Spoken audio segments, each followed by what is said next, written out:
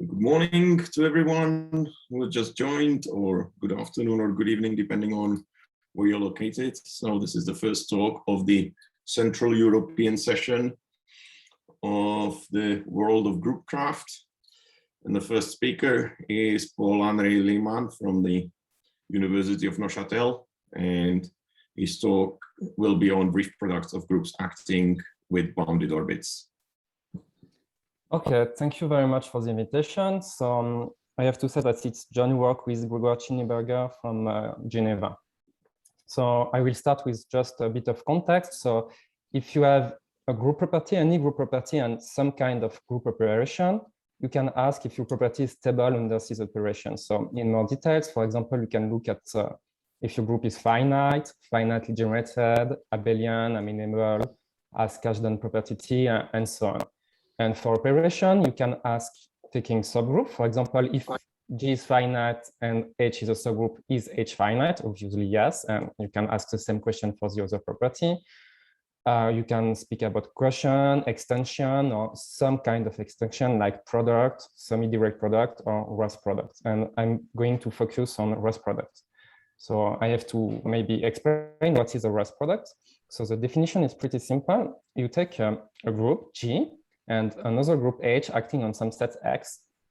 You can form the direct sum of X copies of G, and then you take the semi-direct product with H, whereas the action of H is by permutation of the coordinates. So you have the formula, but just H moves the distinct copy of G, and so you have a semi-direct product, and you have a group, which is called the Wreath product.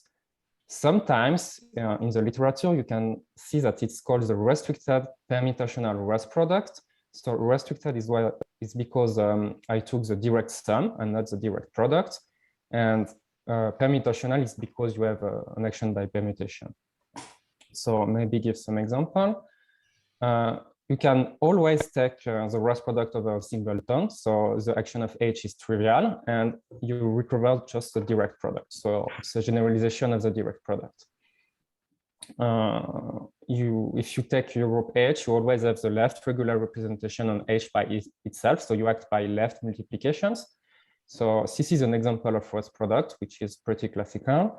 And the most classical example of such product is the Lamplighter group, 0 to Z Wreath with Z. So usually you represent this like, with a line, and on every integer you have a lamp, which can be turned off or turned on. And the group is described by this. Okay, so now some historical results about properties around Wreath products. So Serre, Smart, and Ballet and prove it for the Wreath product for the left regular representation, and then you also extended the proof to all permutational Wreath products. So about property T, if you take two groups with G non-trivial and H acting on some set, then the Wreath product has Kazdhan's property T, if only if both G and H have property T and X is finite. If you know what is property T, it's really nice. If you don't know, it's not a problem. I won't go in the details. So just one comment, why we ask G to be non-trivial, it's because if you take G trivial, then the Wreath product of G with H with respect to X is just H. So G adds no things, and you cannot say that it will have or not property T. So it's important to suppose that G is non-trivial. Okay, so we have another result of the same kind, which is mainly due to Cornelier. If you take two groups, G and H, same hypothesis, and this time you can show that this product has property FW, if only if both G and H has property FW and X is finite, where FW is some property, and I will go in a minute in more detail about this. So third result, which is due to Cornelier and Carr. So this time the hypotheses are a bit more complicated. You ask for the action of H to have finitely many orbits and do not have a fixed point. And the conclusion looks more or less like the other one. So your Wreath product is going to have property Fa, if only if H has property Fa, some strange condition on G, meaning that G does not subject to Z, and cannot be written as a countable union of proper subgroup. Okay, so we have these results. Maybe you know this property, but what do they share? They look alike, and in fact, they're all about fixed point properties. So Kazdhan's property T can be characterized as a fixed point property. This was done by Delorme and Guichardet. So a countable discrete group has Kazdhan property T if only if every G action by affine isometries on a real Hilbert space has a fixed point. Okay, so we have one fixed point property for the first theorem. So the second theorem was about property FW, which stands for every G action by isometries on a space with walls as a fixed point. Okay, if you don't know what is a space with wall, it's not important. It's some sort of space, and you also have a fixed point property. And the last property, which is due to Serre, property FA, is for fixed points on tree or on arbre, which is a French word for trees, so hence the A. So we have three theorems, three results about three fixed point property. And moreover, there is a characterization of property FA due to Serre, which says that a group G has property FA if only if it satisfies three things, namely that G is not an amalgam, it does not surject onto Z, and it cannot be written as a countable union of proper subgroups. So if I go back, okay, the last theorem is the group, the Ross product of G and H have property FA if only if H has property FA, G nearly has property FA in some sense. So we really have three looks-alike results. So now we have that. We want to prove some kind of meta theorem. So the question is, if P is some kind of fixed point property to be defined properly, but okay, you have a fixed point property, you have two groups with G non-trivial and H acting on some set, and you want to prove that the Ross product has property P if only if both G and H have property P and X is finite. In world generalities is not going to happen because of the last theorem about property FA, which says that sometimes it's not really that, but we would like to have something like that. So we have a problem if you try to do the proof with fixed point properties. It's really difficult, and using fixed point property with Ross product, it's not a good idea. So there is a solution to that. You forget fixed point property and you look at other kind of properties which are bounded orbits. Okay, so what are bounded orbit properties? You start with a subclass of metric spaces, or more generally a subcategory of the category of metric spaces. So you can take, for example, trees, Hilbert spaces, Banner spaces, and so on. And you can define for each subclass property Fs, which stands for every G action by S automorphism on an A space as a fixed point. Or you can also define property Bs, so every such action has bounded orbits. Okay, so now it's trivial that if you have a fixed point, you have bounded orbits. It's just triangular inequality. The converse is not always true. For example, if you take for your subclass to be all the metric spaces, then a group has a fixed point for any action on some metric spaces, if only if it's a trivial group. On the other hand, if you take a finite group, obviously all these actions will have bounded orbits. So Fs is stronger than Bs in general. However, sometimes these two properties are equivalent. This is the case if you have a good notion of the center of a bounded set.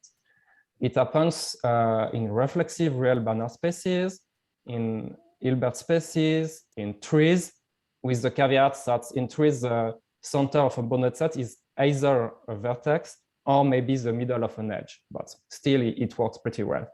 So in real trees also, in graded buildings, complete cat zero spaces, and so on, and you have a nice characterization, sufficient condition, which was found by Serre, but I won't go into detail. It happens for a lot of spaces. So now I will give to you some examples of bounded orbit properties which were studied historically. So if you take a group, you can look at this class of all metric spaces. So And you say that a group has Bergmann's property if any action on some metric space has bounded orbits. It's also called strongly bounded. Okay, you can look at the class of real Banach spaces, reflexive real Banach spaces. So property FBR. You can look at Hilbert spaces, space with wall, but in this case, so property FW, which stands for fixed point on space with walls, is equivalent to the fact that any action on connected median graph has bounded orbits. If I have time, I will come later on the definition of median graph and on some examples, but it's a particular class of graph where you do not have triangles and some other condition. But in particular, trees are median graphs. Okay, so you can look at FR for action on real trees, FA for action on tree, and finally, uncountable confinality. It's if any action on ultrametric spaces has bounded orbits. So all the properties above, the F stands for fixed point because they were historically defined as a fixed point property, but in our case, they are equivalent to property of bounded orbits. And the last property, uncountable confinality, it's pretty easy to show that it's equivalent to the fact that your group G cannot be written as a countable union of proper subgroups. So if you remind, this is the thing that happens, that appears in the characterization of property FA. Okay, and you can imagine a lot of other properties. For example, if you take your class of metric spaces to be just the infinite two regular trees, so the line with the integer points, then the property, the corresponding bounded orbits property is equivalent to the fact that G does not surject onto Z, the integer group. Okay, so there are some implications between this property. Some of them are really easy to see. For example, Bergmann's property stands that any action on some metric spaces as a bounded orbits. So since reflexive Banach spaces are metric spaces, it's obviously that Bergmann's property implies FBR, and so on. Hilbert spaces are reflexive Banach spaces, so FBR implies FH, and so on. And all these implications are strict, except maybe for the leftmost one. So you have a bunch of distinct group properties, which were already studied. Okay. Now, the main result we obtained with Gregoire was the kind of method theorem we wanted to prove. So you start with a subcategory and you ask two things. The first thing is that your property BS is stronger than FW. So if you go back, for example, this is true for Bergmann's property, FBR, FH, and FW. Okay. And the other thing is that S has what we call unbounded Cartesian powers. I will maybe come back to the definition later, but it's a technical hypothesis. But if your subcategory has something which is classically called Cartesian powers, for example, Cartesian's product for graphs, Cartesian products of Hilbert spaces, and so on, it's going to work. Okay. So you have these two hypotheses, and then you have the result you want, namely that you take two groups, G non-trivial, H acting on some set X, then the Ross product has property BS, if only if both G and H have property BS, and X is finite. Okay, so pretty happy, kind of method theorem. But we can say a little more because, okay, this applies only for properties that are stronger than FW, and if you go back in this diagram, we have the three other properties, FR, FA, and uncountable cofinality. What can we say about that? Okay. Oh, yeah, I already said that. That's the above theorem apply for Bergmann's property, FBR, FH, and FW. So a second theorem, which is just a small variation of the first one. So you take two groups, same hypothesis as usual. Then the Ross product has uncountable cofinality if only if both G and H have uncountable cofinality and H act on X with finitely many orbits. So I remind that uncountable cofinality was for having bounded orbits for action on ultrametric spaces. So your space is ultrametric if your distance not only has the triangular inequality, but the strong triangular inequality, meaning that the distance between x and z is smaller or equal to the max of the distance between x and y and the distance between y and z. So this max transform, if you want, the fact that you ask the set to be finite and you go to the number of orbits to be finite. Okay. And last result, which is mostly due to Cornelian car, but we were able to move the finitely many orbits from the hypothesis on the group to the conclusion of the theorem. So you take two groups, this time H acts on X without fixed points, and then the group has property FA, if only if H has property FA, G has uncountable cofinality, does not subject onto Z, and the number of orbits is finite. So I will have a few minutes to say something about the hypothesis. So unbounded Cartesian porous. So you say that your subcategory has unbounded Cartesian porous if for every S object X and every integer, you have another S object, which we write X to the end, that satisfies three things. As a set, it's the nth Cartesian power of X. Okay, pretty standard. Then you want to have enough automorphism. So it's a complicated way to say that on each coordinate, you have all the automorphism of your original space, X, and moreover, you can permute the coordinates. So it's something that's pretty natural. And the last thing, it's why the unbounded. If you take some unbounded subset of X and you look at the diagonal subset in the power set, then you want it to also be unbounded. So example of such subcategories, if you take metric spaces and the classical Cartesian product, so the distance is the Euclidean distance, it's going to work. If you take Banach spaces, reflexive Banach spaces, Hilbert spaces with the classical Cartesian product, it works.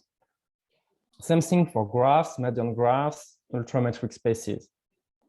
Ultrametric spaces, you cannot take the Euclidean distance, you have to take the subdistance. Okay, all this category of unbounded Cartesian porous, and for most of them, the Cartesian product is also the product in the categorial sense, but not always. For example, for graph, the Cartesian product is not the categorical product, and median graph does not even have a categorical product. But okay. And on the other hand, trees or real trees do not have unbounded Cartesian porous, because if you want to do something that should be called Cartesian product of trees, it does not give you a tree. Okay, so I speak a lot about median graph. For example, in the first theorem, meta theorem, you ask property BS to be stronger than FW, which was action on median graph has bounded orbits. So maybe it's good to explain what is a median graph and why is it useful. So in a graph, if you have two vertices of a graph, we denote by x, y the set of all geodesic paths between x and y. For example, if your graph is a tree, this is just the shortest path between x and y. It's unique, but usually it's not unique. And then you say that your graph is median if whenever you have three vertices in the same connected component, you look at the intersection of all shortest paths from x to y with the one from 1 to z and the one from x to z, and you want it to be a unique point. So the intersection should be non-empty and have exactly one element. If you take a trace, you have three lines on the tree, which forms a tripod, and they meet exactly on one point. So this is a simple example of median graph. It's easy to show that if you take two graphs and you take the Cartesian product, it's the x and y were median, so is x times y. And if you have a triangle, it is not median because the shortest path between x and y is just the edge between x and y. and so on for the other. So the intersection of all three shortest paths is empty. Okay, and why median graphs are useful is because,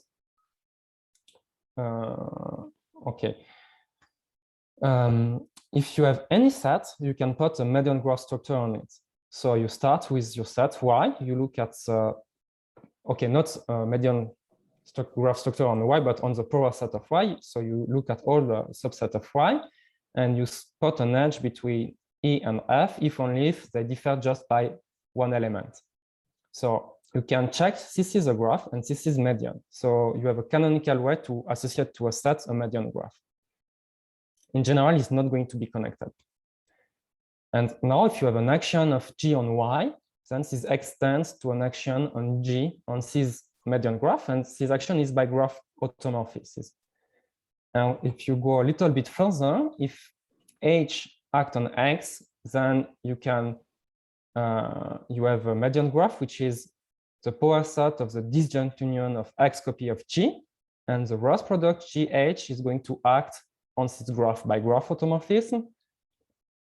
Okay, and okay, so see, it's a nice feature. For example, if you look at Hilbert spaces, you can do the same. You start with a set Y, and then you can associate to it an Hilbert spaces, which is just L2 of Y. And if G acts on Y, then it acts on L2 of Y by permutation of the coordinates and so on. So, okay, and now I don't know, I think, do I have 20 minutes? That's it? Maybe I'm far over my time. You can go for about 5 more minutes. Okay, so maybe I'm not going to explain the proof, just to say that, okay, it's my work, I like it, but the proofs are really easy. The difficult part of this work was just to find the right definition, and then you just have to check triangular equalities and things like that. So it's nice because you have kind of Mesa theorem with a really easy proof. And so the proof is you have a bunch of lemma. So for example, if H is a quotient of G and G has BS, then it's trivial to check that so does H, because if it was not, you have an action of H on some S spaces with at least one unbounded orbit, but then this action induce a G action with the same orbits, so G cannot have BS. And all the other proofs are like that. And maybe, okay, just one important thing is when this hypothesis happens is everything more or less works fine for every kind of category S, except for the fact that if you want to infer from the fact that G, the Ross product of G and H has BS, if you want to conclude that G has also BS, you have to suppose that S has unbounded Cartesian powers. And why is that? It's just at some points you can find an action of the Ross product on some space Y to the X, and you need C space Y to the X with X finite to be also an A space. So this is why we need these Cartesian powers. And okay, the other parts where we need the hypothesis, if from going the fact that the Ross product has BS to, if you want to conclude that X is finite, you really need to know that BS implies FW. And for example, if you only know the fact that BS implies uncountable cofinality, you can just conclude the fact that you have finitely many orbits. And so the proof of this fact for the second part, so that if BS implies FW, so namely if your Ross product has FW and you want to conclude that X is finite, you take the action of the Ross product on this median graph, so the power set of disjoint copies of G, and you just see that, okay, this graph is not connected in general, but the action of the Ross product stabilize the connected component of some vertices, and you can look at these vertices as unbounded orbit. I think I will stop here. Thank you.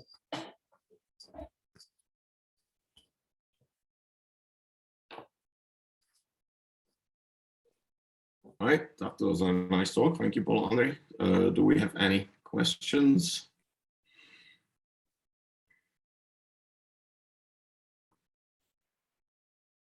Well, it does not seem like people want to ask anything, so let's thank our speaker one more time.